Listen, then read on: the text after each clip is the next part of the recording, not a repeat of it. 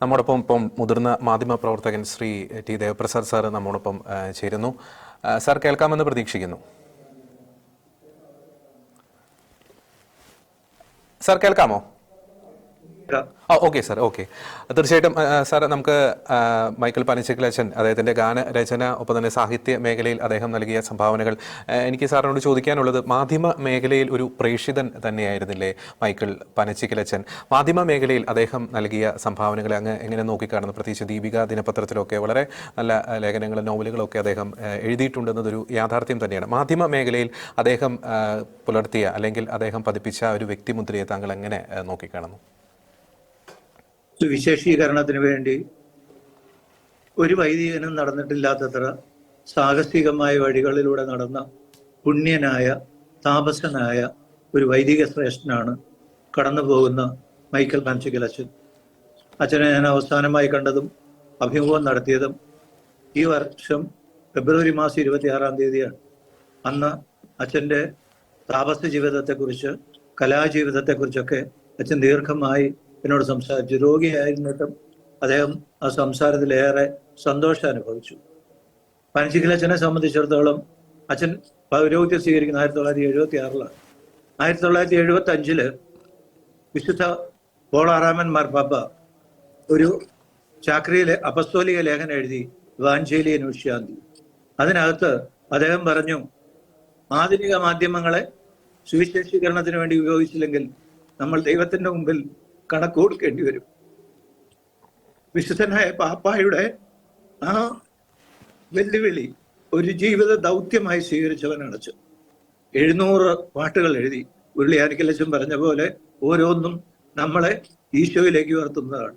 അകലെ ആകാശത്ത് വിരിയുന്ന താരതൻ മിഴികളിൽ നോക്കി ഞാൻ ഉയർന്നു പാടാം, വാനമേഘങ്ങളിൽ ഒടുവിൽ നീ എത്തുമ്പോ മാലാഹമാരത്തു പാടാം.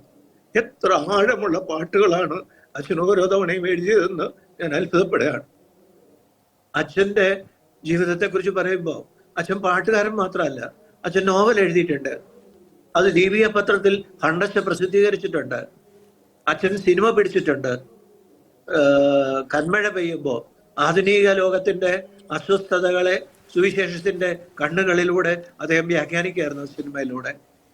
അദ്ദേഹം നാടക ട്രൂപ്പ് ഉണ്ടാക്കി സുവിശേഷം പ്രഘോഷിച്ചിട്ടുണ്ട്.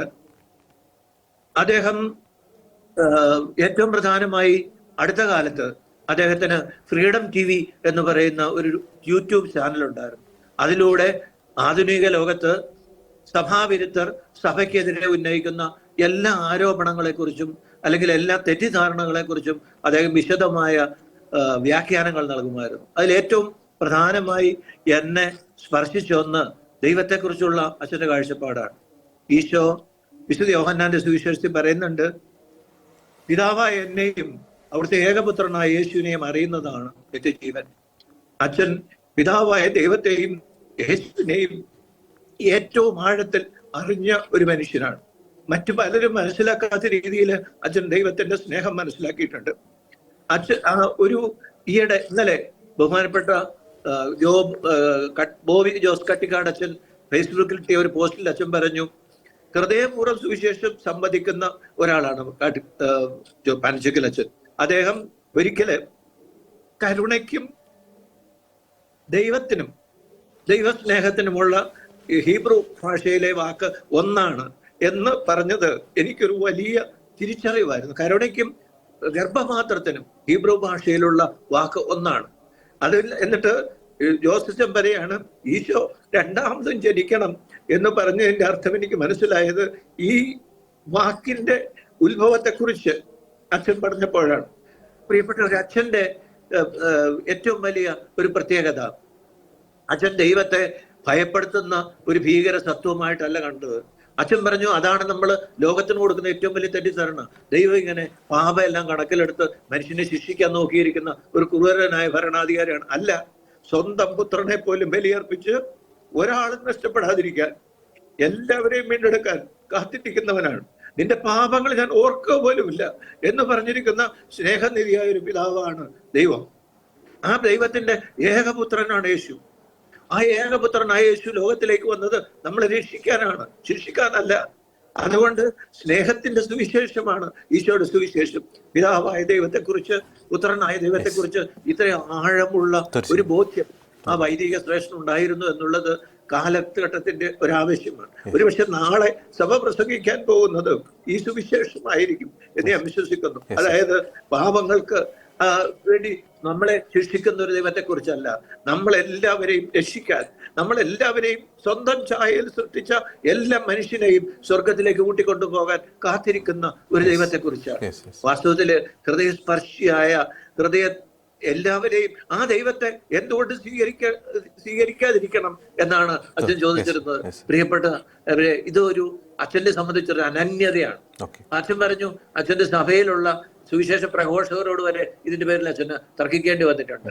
പക്ഷെ അച്ഛൻ ആ നിലപാടിൽ എന്നും പുറത്തു വന്നു. അച്ഛൻ ശുദ്ധീകരണ സ്ഥലത്തിലെ ആത്മാക്കളെ കുറിച്ച് ഒരു ആധുനിക ക്രിക്കറ്റിന്റെ ഭാഷയെ പറയാണ്, റിട്ടയേർഡ് ഹർട്ടായിട്ടിരിക്കുന്നവരാണ്.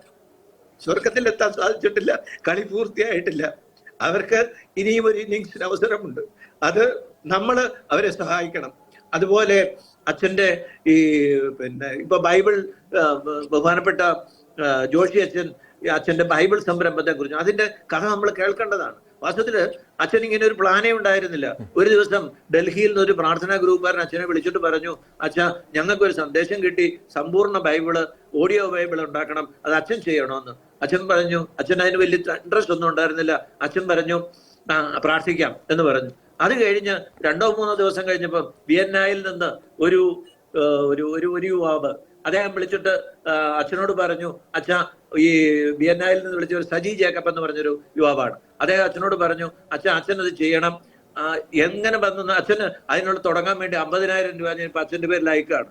അച്ഛൻ പറഞ്ഞു, ഞാൻ പ്രാർത്ഥിക്കട്ടെ. അച്ഛൻ അത് കഴിഞ്ഞ് എന്ത് ചെയ്തോന്നറിയാമോ? അച്ഛൻ സെഹിയോനിൽ ഒരു ധ്യാനത്തിന് പോയി.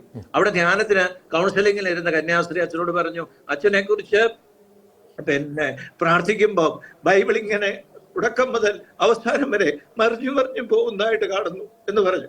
ഉടനെ അച്ഛൻ പറഞ്ഞു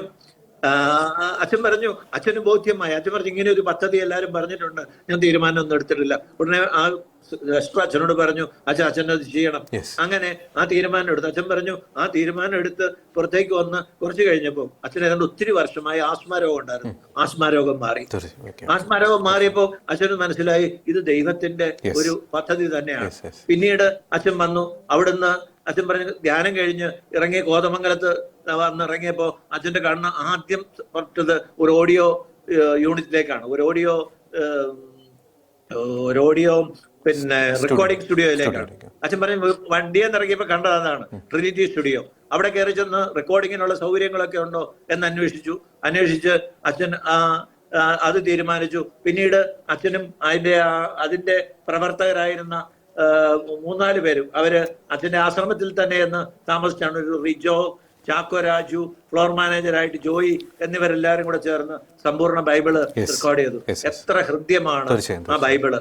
പ്രിയപ്പെട്ട ഞാന് ആ ബൈബിള് കേട്ടിട്ടുള്ള ഒരാളാണ്. അതിൽ കൂടുതൽ എനിക്ക് ഏറ്റവും കൂടുതൽ സാക്ഷ്യം പോലെ പറയാനുള്ളത്, എന്റെ ഭാര്യ ഹൃദയത്തിന് അസുഖം വന്ന് കിടക്കുമ്പോ, വെറുതെ എഴുന്നേക്കാൻ പോലും പെർമിഷൻ ഇല്ലാതെ കിടക്കുമ്പോ കേട്ട ഏറ്റവും വലിയ വളരെ സൂത്തിങ് ആയിട്ടുള്ള, വളരെ ആശ്വാസം പകരുന്ന ഒരു ദൈവത്തിന്റെ ശബ്ദമാണ്. ഒരിക്കൽ അന്ന് ഞാൻ ഈ 20 ഫെബ്രുവരിയിൽ അച്ഛനെ കാണുമ്പോൾ അച്ഛൻ എന്നോട് പറഞ്ഞു, ഒരു പിതാവ് കേരള സഭയിലെ, അദ്ദേഹത്തിന്റെ പേര് പറഞ്ഞില്ല, ഒരു പിതാവ് എന്നോട് പറഞ്ഞു, അച്ഛന്റെ ശബ്ദമാണ് എനിക്കിപ്പോ ദൈവത്തിന്റെ ശബ്ദം. കാരണം ഞാൻ അച്ഛന്റെ ശബ്ദത്തിലാണ് ദൈവവചനം കേൾക്കുന്നത്. അച്ഛൻ അത് കഴിഞ്ഞ് അച്ഛൻ പറഞ്ഞു, അതിന്റെ റെക്കോർഡിങ് പൂർത്തിയായപ്പോ 17 വർഷമായി അച്ഛനുണ്ടായിരുന്ന സോറിയാസിസ് എന്ന് പറഞ്ഞ രോഗം പൂർത്തിയായി. എന്നിട്ട് ജോഷി അച്ഛൻ പറഞ്ഞതുപോലെ ഇത് അച്ഛൻ പറഞ്ഞു, വിൻസെൻഷ്യൻ സഭയുടെ ഒരു ഉപഹാരമായി ഇത് KCBCക്ക് കൊടുക്കാൻ അവിടെ ചെന്നപ്പോ പുന്നക്കോട്ടിൽ പിതാവ് പറഞ്ഞു, നിങ്ങൾ തന്നെ സൂക്ഷിച്ച് ചെയ്താൽ മതി, KCBC ഏൽപ്പിക്കണ്ട. എന്നിട്ട് അത് വേറെ നെഗറ്റീവായിട്ടല്ല, വളരെ സ്നേഹത്തോടെ പറഞ്ഞു.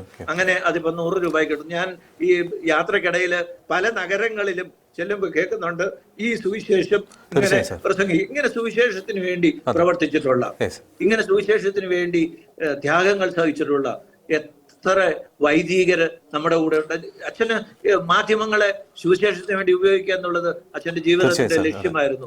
അതുകൊണ്ടാണ് അച്ഛൻ ഈ മാധ്യമങ്ങളെല്ലാം സംഗീതം മാത്രമല്ല, ഹൃദയസ്പർശിയ സംഗീതങ്ങൾ.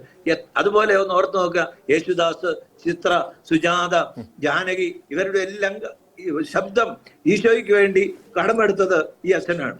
അതുപോലെ ഇപ്പൊ നമ്മളോട് പറഞ്ഞ സംസാരിച്ച ഉരുളിയാനിക്കൽ അച്ഛൻ മാത്രമല്ല, ജെറി അമൽദേവ്, ജയചന്ദ്രൻ തുടങ്ങിയ മലയാളത്തിലെ എണ്ണം പറഞ്ഞ സംഗീത സംവിധായകർ എല്ലാം അച്ഛനെ ഗാനങ്ങൾ ഇണം പകർന്നിട്ടുണ്ട്. അച്ഛൻ ഈ നാട്ടിലേക്ക് വന്നതിന് പിന്നിൽ ഒരു കഥയുണ്ട്.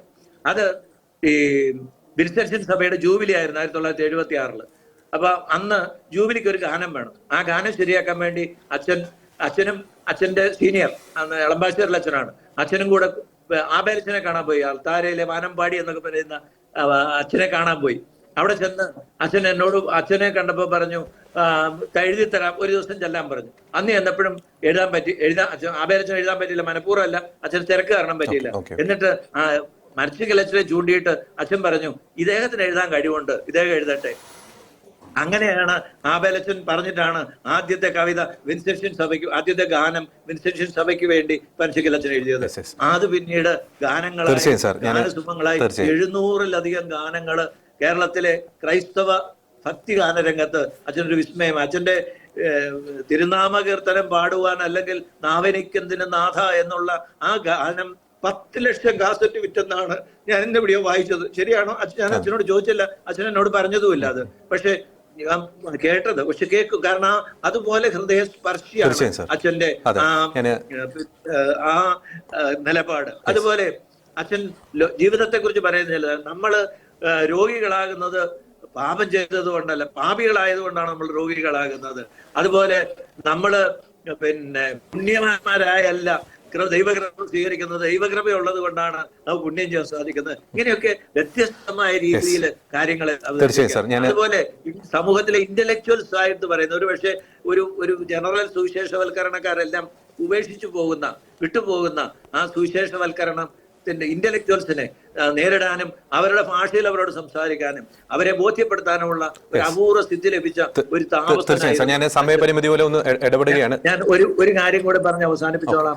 അച്ഛൻ നമ്മുടെ സീറോ മലബാർ സഭയിലെ കുർബാന ക്രമത്തിന് ഒരു ഈണം ഉണ്ടാക്കിയിട്ടുണ്ട്. പക്ഷെ അച്ഛൻ പറഞ്ഞു അത് അംഗീകരിക്കപ്പെട്ടില്ല. പക്ഷെ അംഗീകരിക്കപ്പെട്ടിരുന്നെങ്കിൽ, എനിക്കത് കേൾക്കാനും സാധിച്ചിട്ടില്ല, അംഗീകരിക്കപ്പെട്ടിരുന്നെങ്കിൽ അത് വളരെ ആഴമുള്ളതാകുമായിരുന്നു അച്ഛൻ പറഞ്ഞു. ഞാനും കേട്ടിട്ടില്ല, പക്ഷെ അത് എന്തെങ്കിലുമൊക്കെ സംഭവിക്കും എന്ന് ഞാൻ കരുതാണ്. നമ്മുടെ അന്നാ തിരുനാൾ എന്ന് പറയുന്നതിനകത്തുള്ള ഒരു വേറെ വ്യത്യസ്തമായ ഇനത്തിലാണ്. അച്ഛൻ അതിൽ വലിയ ആഗ്രഹം പറഞ്ഞിട്ടുണ്ട്. നമുക്ക് ഇത്തരംപ്പെട്ട ഒരു പുണ്യവൈദികനെ തന്നതിന് ദൈവത്തിന് നന്ദി പറയാം. അച്ഛൻ ആഗ്രഹിക്കുന്നത് പോലെ മാലാഖമാരൊത്ത് നാഥനെ വാഴ്ത്തുന്നുണ്ട് എന്ന് ഞാൻ വിശ്വസിക്കുന്നു. അച്ഛന്റെ മാധ്യസ്ഥം നമുക്ക് എല്ലാവർക്കും ലഭിക്കട്ടെ. മാധ്യമ പ്രവർത്തന രംഗത്തുള്ള എല്ലാവർക്കും അച്ഛൻ എന്നും സ്വർഗത്തിലെ ഒരു സഹായിയാകട്ടെ എന്ന് ഞാൻ പ്രാർത്ഥിക്കുന്നു. തീർച്ചയായും സർ, വളരെ വളരെ നന്ദി. വളരെ വൈകാരികമായിട്ട് അങ്ങ് പറഞ്ഞ വാക്കുകൾക്ക് വളരെ നന്ദി. തീർച്ചയായിട്ടും വലിയൊരു മിഷണറി തന്നെയായിരുന്നു മൈക്കിൾ പനച്ചിക്കൽ അച്ഛൻ.